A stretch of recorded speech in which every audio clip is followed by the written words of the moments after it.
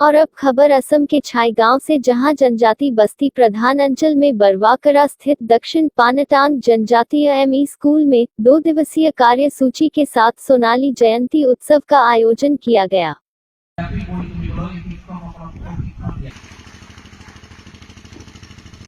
इस अवसर पर छाईगांव महाविद्यालय के असमिया विभाग के उपेंद्र डेका सहित काफी संख्या में गणमान्य लोग उपस्थित थे। आज प्रथम दिवसीय कार्यसूची के तहत खुली सभा का आयोजन किया गया। साथ ही नोबिला नामक पुस्तक का विमोचन भी किया गया। वहीं दूसरी ओर छोटे छोटे बच्चों ने सांस्कृतिक कार्यक्रमों की प्रस्तुति कर खूब तालियां बटोरी।